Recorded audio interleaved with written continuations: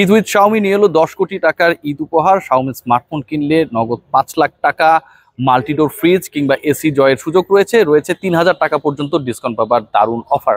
এবারের ঈদে শাওমির সাথে 10 কোটি টাকার ঈদ অফারে সেলিব্রেশন হোক আরো বেশি করে। আসসালামু আলাইকুম, ওয়েলকাম করছি রিয়াসাদ আজিম। ভিন্ন ধর্ম মতাদর্শে যারা শুনছেন সবার প্রতি আন্তরিক কৃতজ্ঞতা। বিসিসিআই যে আইপিএল গভর্নিং কাউন্সিল রয়েছে তাদের একটা মিটিং আজকে হয়ে যাবে এবং আমরা হয়তো সন্ধ্যা নাগাদ যে আপডেটটা পেয়ে যাব যে কবে থেকে আবারও আইপিএল শুরু হচ্ছে। তবে আইপিএল শুরু হচ্ছে এখন পর্যন্ত যে ডিসকাশন অ্যাপ্রক্সিমেটলি সেটা হচ্ছে এই মাসেরই আজকে 11, যেহেতু আজকে 11, 15 তারিখের যে ডেডলাইনটার কথা তারা বলেছিল যে এক সপ্তাহের জন্য আইপিএল স্থগিত থাকবে, সেই পার্টিকুলার ডেডলাইনকে নিয়ে এগিয়ে 15 তারিখ থেকে আইপিএল এর রেস্ট অফ দ্য ম্যাচেস আয়োজনের পরিকল্পনা করছে বিসিসিআই। পিএসএল এর ব্যাপারে যদি আমি সংক্ষেপে আপনাদেরকে বলার চেষ্টা করি, পিএসএলও খুব দ্রুততম সময়ের মধ্যে শুরু হয়ে যাবে, কিন্তু এখানে ভেন্যু নিয়ে সবচেয়ে বড় আলোচনাটা হচ্ছে।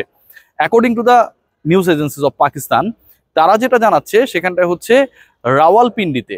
আপনারা সবাই জানেন রাওয়ালপিন্ডিতে rest of the PSL matches আয়োজনের একটা পরিকল্পনা করছে পিসিবি। কিন্তু যেহেতু রাওয়ালপিন্ডি ইতোমধ্যে ভারতীয় ড্রোন হামলার শিকার হয়েছিল এবং সেই হামলার দিনই কিন্তু বাংলাদেশের দুজন ক্রিকেটার, দুজন সাংবাদিক সহ প্রায় 40-42 জনকে চার্টার ফ্লাইট করে দুবাইয়ে উড়িয়ে নিয়ে যাওয়া হয়, সেই একই শহরে বিদেশিদের খেলার ব্যাপারে একটা বড় ধরনের আপত্তি রয়েছে। নাম্বার 1। নাম্বার 2, যেটা পাকিস্তানে পিএসএল এর রেস্ট অফ দ্য ম্যাচেস যে 8টা ম্যাচ রয়েছে, সেই 8টা ম্যাচ পাকিস্তানে খেলার ব্যাপারে বিভিন্ন ফ্র্যাঞ্চাইজির যে বিদেশি ক্রিকেটাররা রয়েছেন, কোচিং স্টাফের সদস্যরা রয়েছেন, তাদেরও একটা বড় ধরনের আপত্তি রয়েছে। তারা চায় যে রেস্ট অফ দ্য ম্যাচ দুবাইতে শিফট করা যায় কিনা। কেন এই আলোচনা হচ্ছে? কারণ অলরেডি যেই ক্রিকেটাররা অন দ্য ওয়েতে ছিলেন, যে সাপোর্ট স্টাফরা অন দ্য ওয়েতে ছিলেন ব্যাক টু হোম, সেই পার্টিকুলার ক্রিকেটার এবং সাপোর্ট স্টাফ যারা বিদেশি পিএসএল এ খেলছিলেন তাদেরকে দুবাইতে স্টে করে রাখানোর একটা ব্যবস্থা করেছে পিসিবি। পরের ডিসিশনটা যখন হবে যেন এই পার্টিকুলার ক্রিকেটারদেরকে সহজেই তারা রিচ করতে পারেন।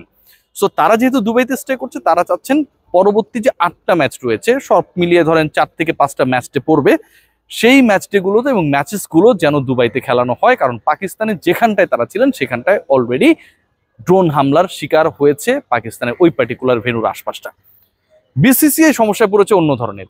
পিসিবির সমস্যাটা হচ্ছে ভেন্যু কেন্দ্রিক। বিসিসিআই সমস্যা হচ্ছে 15 তারিখে, মানে এই মাসের 15 মেতে যদি তারা আইপিএল শুরু করতে চায়, সেক্ষেত্রে সবচেয়ে বড় যে বাধার জায়গা সেটা হচ্ছে আইপিএল শুরু করতে গেলেও পার্টিকুলার বিভিন্ন ফ্র্যাঞ্চাইজির যে বিদেশি ক্রিকেটার কোচিং স্টাফরা রয়েছেন, তারা 9 তারিখ এবং 10 তারিখ, গত পরশু এবং গতকালকে তারা তাদের ডেস্টিনেশনে, তাদের হোমে তারা চলে গেছেন।